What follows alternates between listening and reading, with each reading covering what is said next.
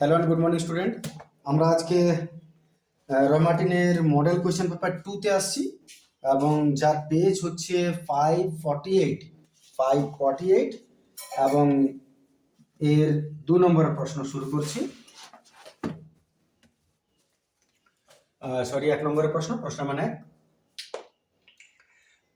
প্রথম প্রশ্ন দেখো, বলছে প্রতি বছর X% হারে বৃদ্ধি পেলে Y বছর পর জনসংখ্যা হবে Z। তাহলে সমহার বৃদ্ধির অঙ্ক, প্রতি বছর জনসংখ্যা X% বৃদ্ধি পেলে, তাহলে আমি একটু সংক্ষেপে লিখি,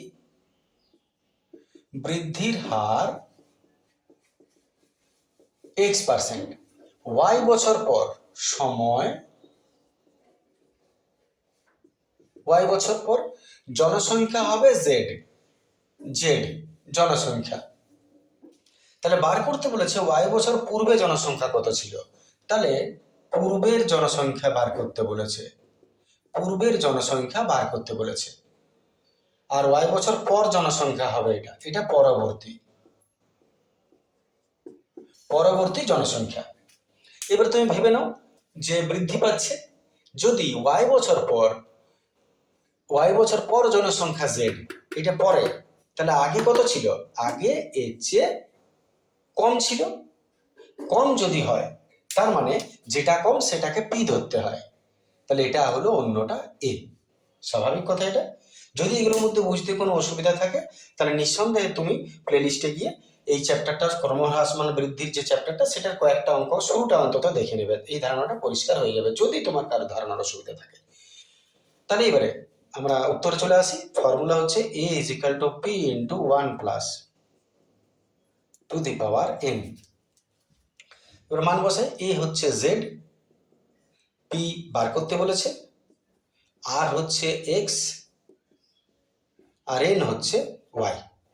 ঠিক আছে না? এইবারে যেহেতু P বার করতে বলেছে, পুরোটা ট্রান্সফার করে দাও। এত ট্রান্সফার করলে P থেকে বাকিটা Z এর নিচে নেমে যাবে, তার মানে P সমান Z বাই এটা।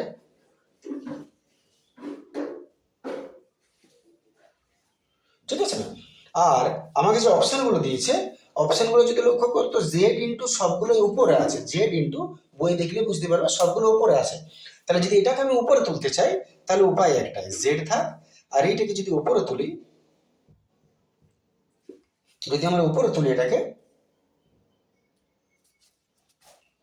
সরি ভুল, এটা নামিয়ে দিয়েছিলাম ভুল করে, Z সমান P সমান Z এর নিচে এটা নেমে যাবে, এটা নেমেছে। ঠিক আছে না? ভুল লিখেছিলাম ওটা, আমিও কনফিউজ হয়ে গেলাম, এটা পিটা কোথা থেকে গেল। এবার এটা উপরে যদি তুলে দাও তাহলে কি হয় নিয়মটা,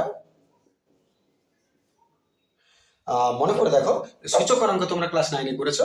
মনে করো A/B আছে, কোনো কারণে আমি বিটাকে উপরে তুলতে চাই, তাহলে আমি যেটাকে নিচেরটাকে উপরে তুলবে তার পাওয়ারটাকে মাইনাস করে দেবো, যে নিচেরটাকে উপরে তুলবো তার পাওয়ারটা মাইনাস হয়ে যায়। সেই রকম যদি এটাকে উপরে তুলি তাহলে এই যে পাওয়ার আছে Y, এটা মাইনাস হয়ে যাবে, এতে Z রয়ে গেল, আর এটা উপরে চলে গেল, উপরে গেলে পাওয়ারটা মাইনাস। অপশনটা দেখে নাও, প্রিন্টিং মিস্টেক হবে, এটা উত্তর এটাই হবে। 2 দেওয়া আছে, 2 হবে না, এটা কার্যত বি এর অ্যান্সারটাই হবে, কিন্তু 2টা হবে না এখানে, এটা প্রিন্টিং মিস্টেক আছে, এটা প্রিন্টিং মিস্টেক, উত্তরটা এটা হবে। চলে আসছে আমরা পরের প্রশ্ন।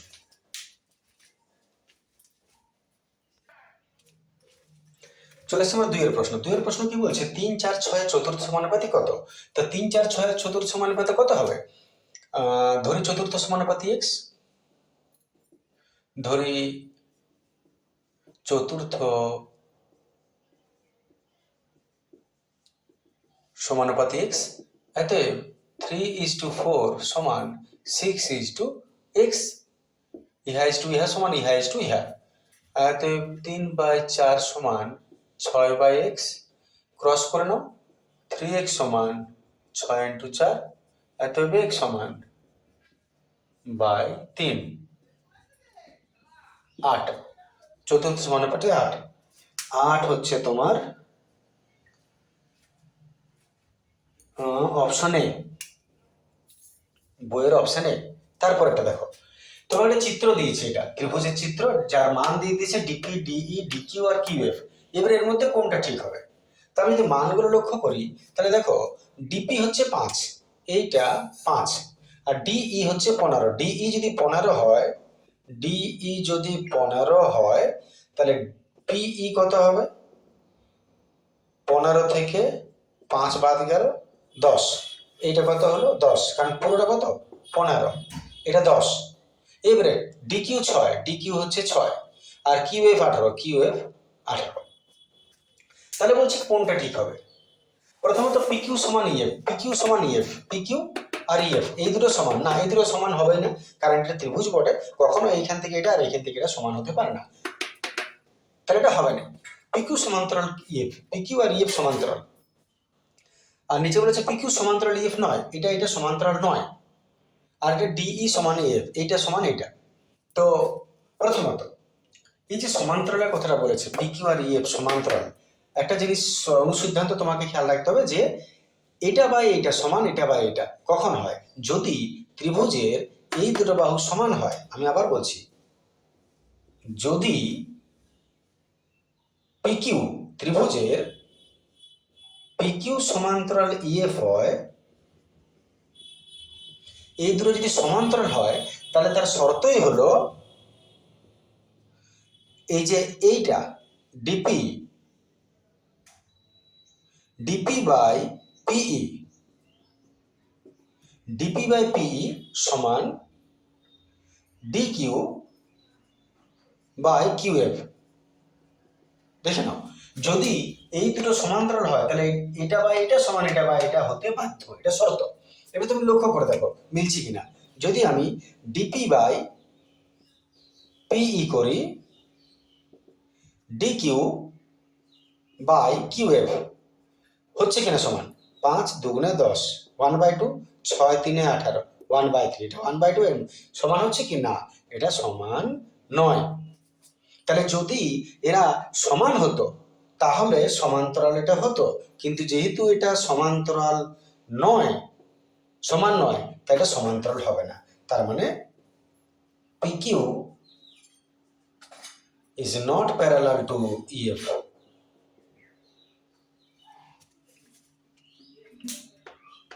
আচ্ছা, PQ আর EF এটা সমান নয়।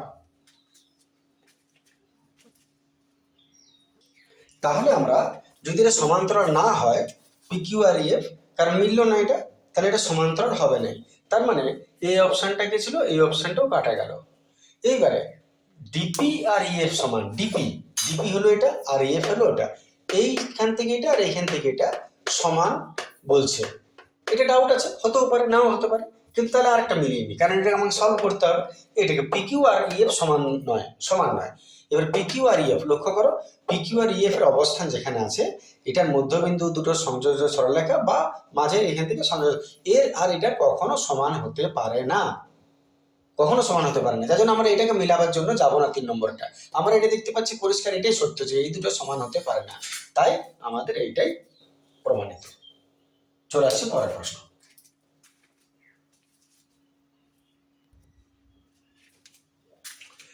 চলে আসছে আমার 4 প্রশ্ন। একটি ঘড়ির সেকেন্ডের কাঁটার প্রান্তবিন্দু 1 মিনিটে অতিক্রম করে কত পথ? তো আমি মনে করো এটা হচ্ছে ঘড়ি, মনে করার কিছু না, ঘড়ি বটে, বন্ধ করে রেখেছি, এমন নয় যে ব্যাটারি শেষ হয়ে গেছে, আছে। একটি ঘড়ির সেকেন্ডের কাঁটার প্রান্তবিন্দু, সেকেন্ডের কাঁটা এটা, এর যে প্রান্তবিন্দুটা 1 মিনিটে অতিক্রম করবে কতটা? তাহলে এটা 1 মিনিটে কতটা অতিক্রম করবে? ঘুরছে না, ওটা দরকার নেই করার। মনে করো এটা সেকেন্ডের কাঁটা, এটা 1 মিনিটে কত দূর যাবে? যদি এখানে থাকতো মনে করো, তাহলে 1 মিনিটে কতটা যেত? গির গির গির গির করে করে করে করে করে এখানে 1 মিনিট হয়ে গেল। 1 মিনিট মানে কতটা? 1 মিনিট মানে একবার সেকেন্ডের কাঁটা পুরো 1 চক্কর ঘোরে। 1 চক্কর ঘোরা মানে পরিধি যতটা ততটা ঘোরা। তার মানে সেকেন্ডের কাঁটাটা প্রান্ত বিন্দুটা 1 মিনিটে 1 চক্কর ঘুরবে, তার মানে নিজের পরিধি বরাবর ঘুরবে। তার মানে 1 পরিধি মানে পরিধির ফর্মুলায় যতটা ততটা। তাহলে আমরা আর এটা কি বলে, 1 সেকেন্ডের কাঁটাটা 1 মিনিটে অতিক্রম করছে কত? নিজের পরিধি, নিজের পরিধি মানে বৃত্ত, বৃত্ত মানে কত? 360 ডিগ্রি। তাহলে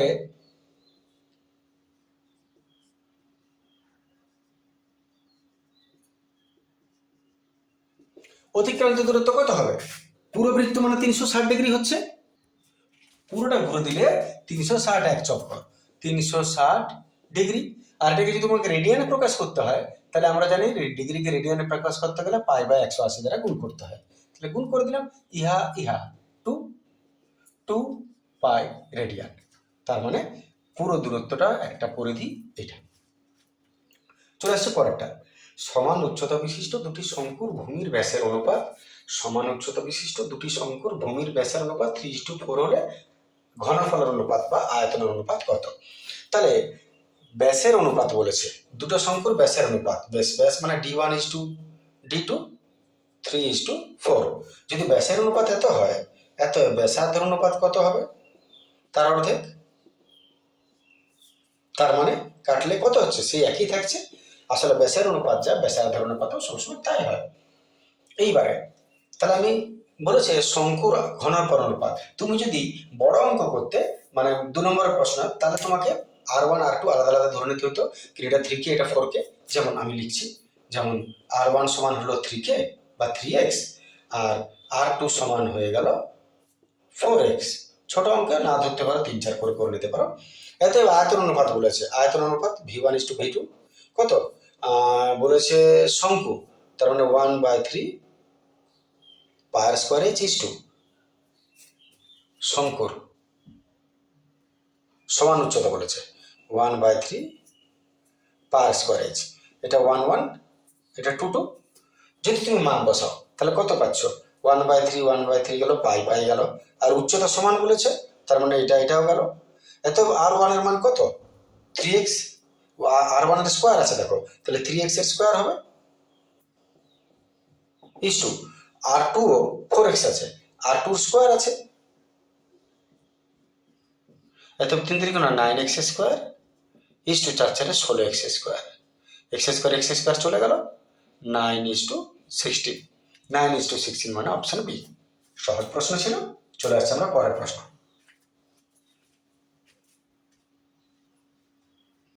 পাঁচের প্রশ্ন শুরু করছি। পাঁচের প্রশ্ন দেখো, একটি চলকের 3টি মান 4, 5 এবং 7, তাদের পরিসংখ্যা যথাক্রমে p-2, p+1, p-1। চলকটির যৌগিক গড় 5.4 দিয়ে দিয়েছে, পি এর মান কত? একদম সাধারণ একটা প্রশ্ন, শুধু এইগুলোর জন্য অনেকের একটু সমস্যা লাগতে পারে। তো প্রথমত তুমি যৌগিক গড়, যেটা যৌগিক গড়ের ফর্মুলাটা ভেবে নাও, am যেটা যৌগিক গড়।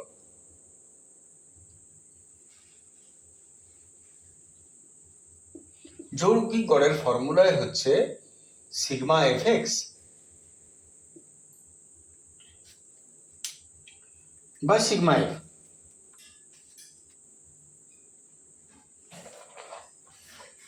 এরপর মানগুলো বসানো পালা। তো যৌগিক গড় হচ্ছে 5.4, আর এদিকে সিগমা এফএক্স যদি আমরা করি তাহলে কি করে বার করবে? p-2 4টা, p+1 5, আর p-1 7। তাহলে আমি ওপরটা যদি যোগ করতে চাই, তাহলে আমি 4 ইন্টু এটা কটা আছে p-2 plus 5 into p+1 plus 7 into p-1 হয়ে গেল এটা সমষ্টি। আর নিচে সিগমা এফ আছে, এফগুলোকে যোগ করে দাও, তার মানে p-2 plus p+1 plus p-1। তাহলে যখন আমি সমষ্টি করছি তখন এটা ইন্টু এটা, এটা ইন্টু এটা, এটা ইন্টু এটা, আর নিচে আমাদের সিগমা এফ, এফ গুলোকে যোগ করে দিলাম, পরিসংখ্যাগুলোকে 3টা, ওটাতে নিয়ম পড়ে। এইবারে তুমি সলভ করো, আর কিছু বোঝানোর দরকার নেই, তোমার উত্তর হয়ে যাবে। বাকি আমি করে নি সলভটা। 5.4 4p মাইনাস 4 2 8 প্লাস 5p, ভুল হলে বলবে, প্লাস 5 একে 5 প্লাস 7p মাইনাস 7 একে 7, আর নিচে একটা পি, দুটা পি, তিনটা P, 3p minus 2p minus 2 আর প্লাস 1 মাইনাস 1 কেটে গেল। এটাই এটাই 5.4 কে দশমিক তুলে দিলাম, নিচে 10, 4টা পি, 5টা পি, 5 4 9টা, 9 সাথে 16টা পি, 4 5 9, 9 সাথে 16টা পি। আর এদিকে তোমার প্লাস 5 একটা আছে, মাইনাস 2টা আছে, 8 আর সাথে 15, আর 3p মাইনাস 2 আছে এখানে। আচ্ছা, 2 7 54, 2 5 10,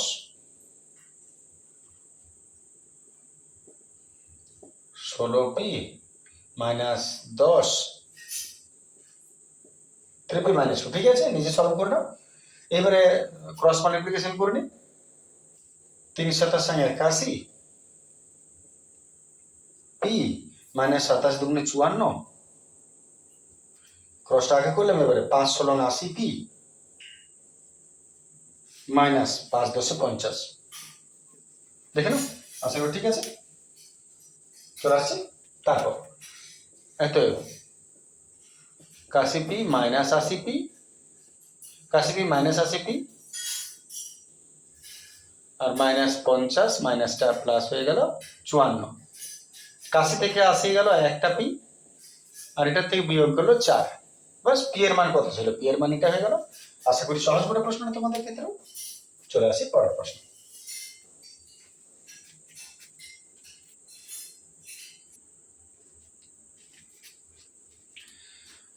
চলে আসছি পরের প্রশ্ন, 2-1 প্রশ্ন। বলছে এ ও বি এর মূলধন অনুপাত 8:9, আর বি আর সি এর মূলধন অনুপাত 27:26 হলে এবিসি এর মূলধন অনুপাত কত? এটা সহজ প্রশ্ন, বুঝতেই পারছো তোমরা। আমরা যে যে নিয়মে করে, আমি যেমন এভাবে বলছি, A:B হলো 8:9, B:C হলো 27:26। আমার দুটো বি কে আমরা মিলিয়ে নেবো। কি করব? এই বি এর মানটা এই দুজনের সঙ্গে গুণ করবো, এই বি এর মানটা এই দুজনের সঙ্গে গুণ করবো। তাহলে এই বি এর মান 27 আমি এর সঙ্গে করব, এর সঙ্গে গুণ করব, আর এই বি এর মান 9 আমি এর সঙ্গে গুণ করব আর এর সঙ্গে গুণ করব। বাস, কত হচ্ছে দেখে নিচ্ছি। 4 7 সঙ্গে 81, 7 8 56 6, তাহলে 5 8 9 16, আর 5 21, 7 9 63 3, হাতে হলো 6, 9 18 19 20 21 22 23 24। এখানে 7 9 63 3, হাতে হলো 6, 9 18 19 20 21 22 23 24, 6 9 54 4, হাতে হলো 5, 9 18 19 20 21 22 23। তুমি লক্ষ্য করে দেখো, বি দুটো মিলে গেল। অতএব এইবারে দুটো বি কে জোড়া লাগিয়ে দাও। অতএব A:B:C সমান এদিকের 216, 243, 234। 3 7 21, 3 2 6, 3 8 24, 3 1 3, 3 7 21, 3 8 24, 72:81:78। 3 24 3, 3 2 6, 3 আরেকবার 3 দ্বারা কাটবে, সরি। 3 2 6 1, 3 2 6 1, 3 4 12, 3 27, 3 2 6, 3 8, 3 2 6 1, 3 6 18। এটা তাহলে 24:27:26, এটা আমার শূন্যস্থানে বসছে। 24:27:26। ক্লিয়ার আছে?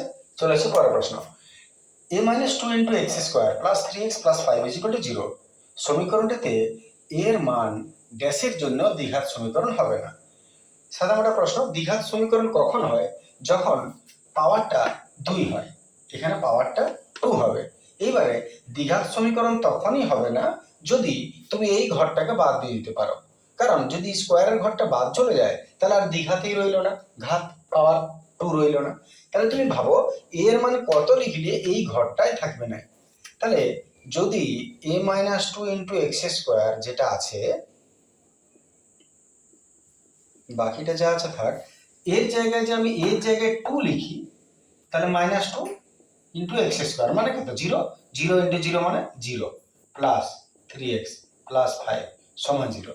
তাহলে লক্ষ্য করো, আমাকে এই ঘরটাকে 0 করে দিতে হবে, বাস এইটুকুই আমার কাজ। তাহলে ওটা দ্বিঘাত সমীকরণ আর থাকবে না। তাহলে এর মান কত বসালে 0 হবে, ওটা তুমি যাই সংখ্যা থাক তুমি নিজে বুঝতে পারবে। তো বাস, তাহলে এখানে এর মান কত বসাবে? 2 বসাবো। তাহলে এখানে হচ্ছে 2। তৃতীয়টা, একটা সরলরেখা বৃত্তকে দুটি বিন্দুতে ছেদ করলে তাকে বৃত্তের ড্যাশ বলে। একটা সরল রেখা একটা বৃত্তকে দুটো বিন্দুতে যদি ছেদ করে, এটা দুটো বিন্দু হতে পারে, একটা সরলরেখা ছেদ করলো, এটা দুটো বিন্দু হতে পারে, সরলরেখা ছেদ করলো, এটা দুটো বিন্দু হতে পারে, সরলরেখা ছেদ করলো, এদিকে ওদিকে।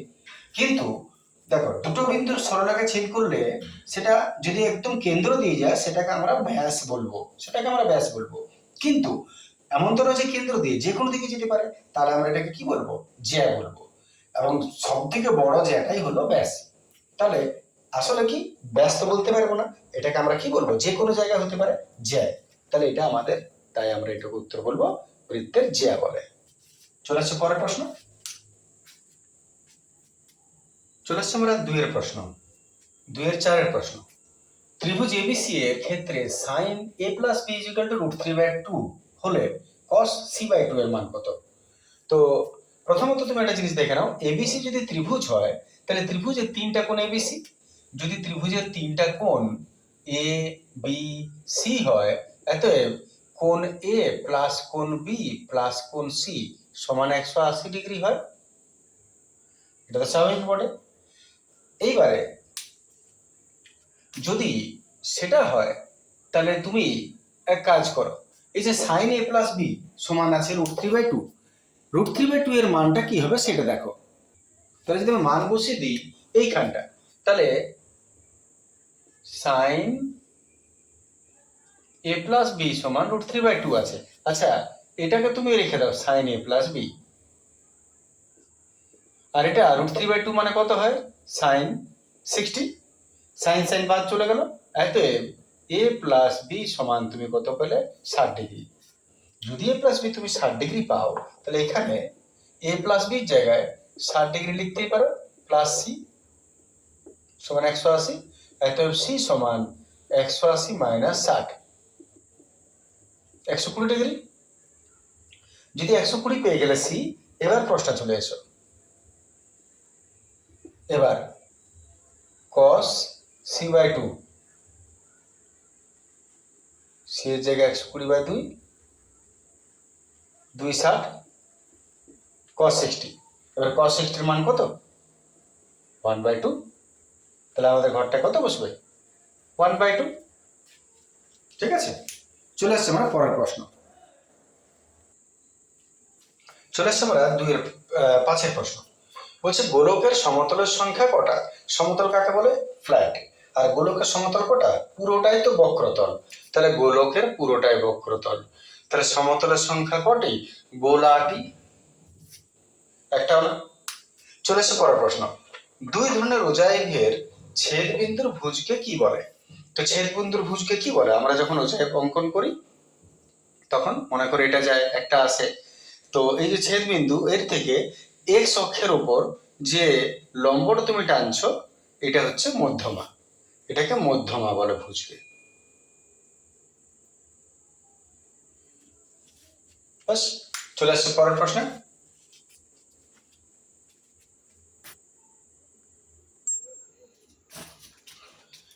চলে আসছে আমরা 3 এর প্রশ্ন, ট্রু ফলস এর প্রশ্ন। প্রথম প্রশ্ন দেখো, কোন মূলধন এ বছরে বি গুণ হলে বার্ষিক সুদের হার এত হবে? দেখা যাক সত্য না মিথ্যা। তাহলে সলভ করা যাক এক একটা। বলছে কোন মূলধন, প্রিন্সিপাল ধরে নিচ্ছে x টাকা, এ বছরে সময় হলো এ বছর, বি গুণ হবে মানে কি? মনে করো 2000 টাকা ছিল, যদি বলি 5 বছরের দ্বিগুণ হবে তাহলে কি করবে? 2 দুগুণে 4000 বলবে। তাহলে যদি আমি x টাকা ধরি তাহলে দ্বিগুণ হলো মানে কি? যদি বলি আমি 1000 টাকা ছিল 5 গুণ হলো, তুমি বলবে কত? সুদাসলে কত হলো? 5000 হলো। তেমনি যদি আমি সুদাসল বার করি, আসল যদি আমি x ধরি তাহলে সুদাসলটা কত হবে? বি গুণ হবে। বি গুণ মানে হলো bx টাকা, bx টাকা। ঠিক আছে, হয়ে গেল সুদাসলটা বি গুণ মানে bx টাকা, বেগুন নয় দ্বিগুণ। এইবারে আমরা জানি যদি আমরা সুদাসল থাকে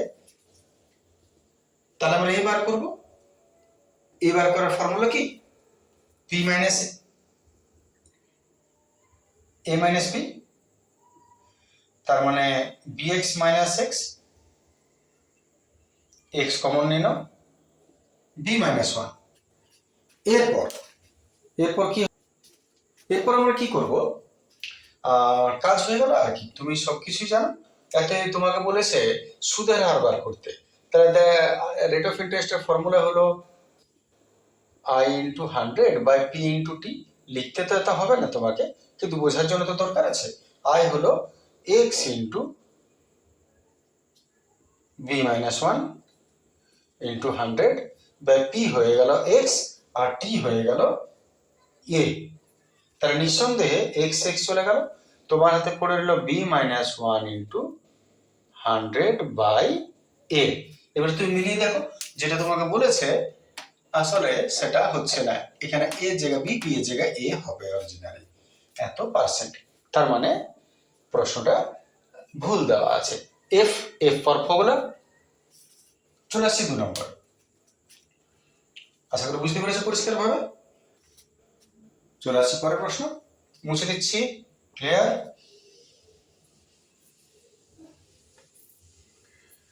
2 নম্বর প্রশ্ন, প্রয়োজনে স্ক্রিনশট নিয়ে রাখবে।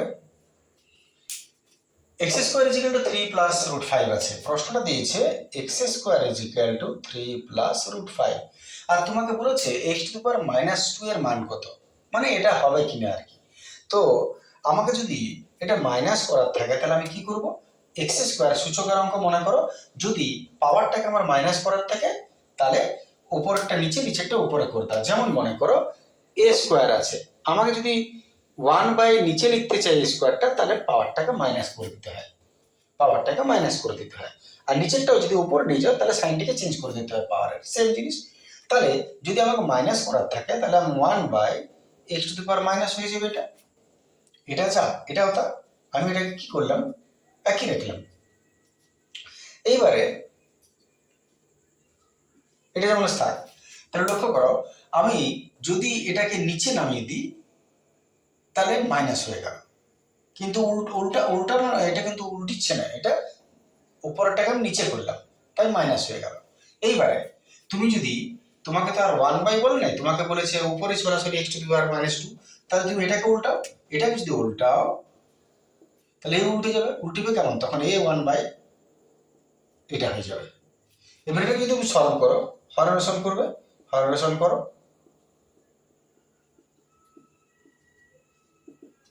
3 মাইনাস রুট 5, আর নিচে square minus B square, A square minus B square, 3 3 9 minus 5। বুঝতে পারছো তুমি, আর এত না এগুলো চলে। 4, তার মানে 3 মাইনাস রুট 5 আসছে না, 3 মাইনাস রুট 5 বাই 4 আসছে, যার জন্য এটা এফ ফর ফর্মুলা। চলে আসছে তারপরের প্রশ্ন, চলে আসছে আমরা পরের প্রশ্ন, প্রশ্নটা মুছে নিই।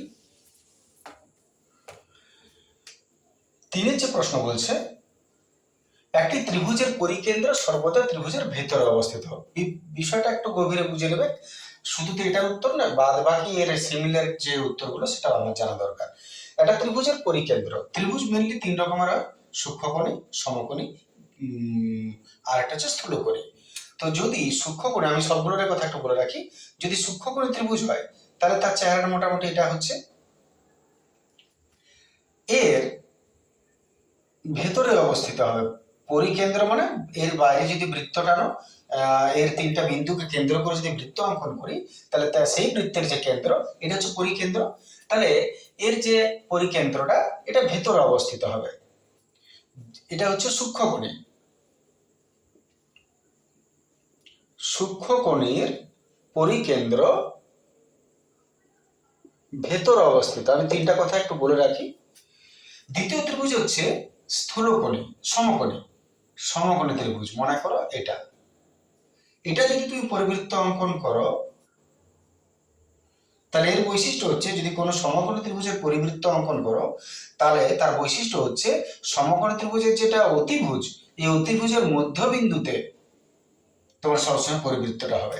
তার মানে সমকোণীতে অতিভুজের মধ্যবিন্দুতে, ঠিক আছে। আর একটা হলো স্থূলকোণী। তাহলে স্থূলকোণী ত্রিভুজ কেমন হয়?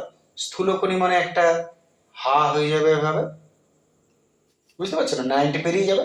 তাহলে এক্ষেত্রে তুমি যদি এটাকে বৃত্ত আঁকতে চাও, এর পরিকেন্দ্রে কিন্তু বাইরে অবস্থিত হবে। তাহলে স্থূলকোণী ত্রিভুজের কিন্তু বাইরে অবস্থিত, পরিকেন্দ্র বাইরে অবস্থিত, তিনটা কথা মনে রাখবে। বাস, একটা সময় লাগলো কিন্তু জিনিসগুলো জানা দরকার। তাহলে একটা ত্রিভুজের পরিকেন্দ্র সর্বদা ত্রিভুজের ভেতরে অবস্থিত হবে, এটা এফ ফর ফর্মুলা। ঠিক আছে, চলে আসছে আমরা পরের প্রশ্ন। আশা করি ঠিক আছে না? চলে আসছে পরের প্রশ্ন।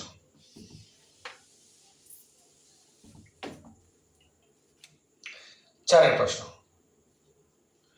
প্রশ্ন বলছে sin 43 into cos 47 plus cos 43 into sin 47 এর মান বলেছে 2 হবে।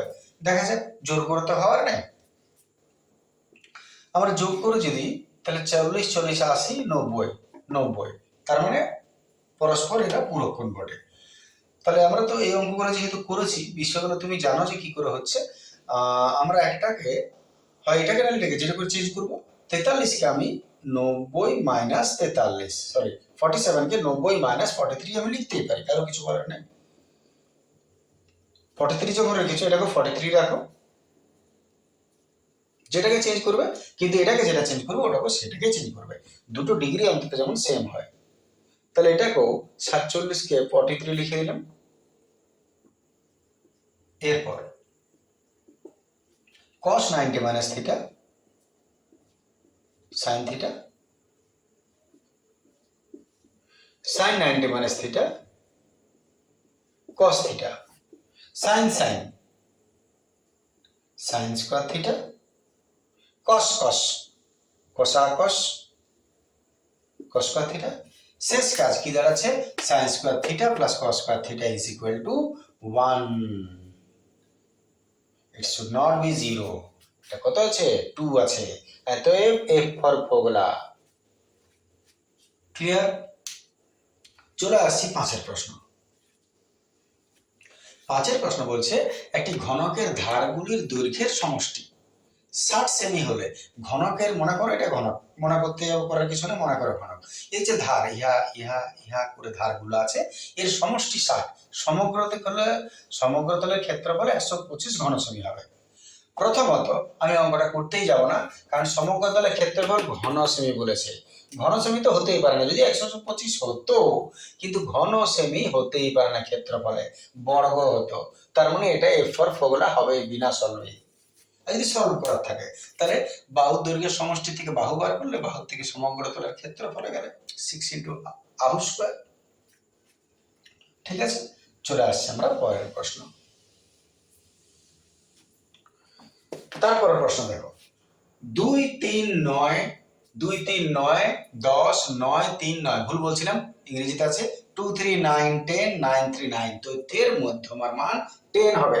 টস করে নেবে কয়েন থাকলে, ট্রু না ফলস। তাহলে আমরা প্রথমত মধ্যমা সাজাতে গেলে পরপর সাজাতে হবে। তাহলে সব থেকে ছোট ক্রম ঊর্ধ্ব পদ্ধতি সাজালে কত হচ্ছে আমাদের? 2 আগে, তারপর 3, তারপর 3, তারপর 9 9 9 10। আগে ছোট থেকে বড় সাজিয়ে নিতে হবে। এরপর দেখো কটা হচ্ছে, 1 2 3 4 5 6 7, 1 2 3 4 5 6 7, n হলো 7টি। 7টি মানে কি? অযুগ্ম। তাহলে যুগ্ম আর অযুগ্ম দুই রকমের ফর্মুলা হয়। তাহলে যদি অযুগ্ম হয়, তাহলে মধ্যমার ফর্মুলা কি হবে? n প্লাস 1/2, n হয়ে গেল 7টি, 7 প্লাস 1/2 ওয়াট বাই 2 মানে হয়ে গেল 4। 4 4 1 2 3 4, 4 নম্বরে কি আছে? 9। অতএব আসলে এর মধ্যমাটা হবে 9। এটা চতুর্থ পদ হলো, মধ্যমা হলো 9।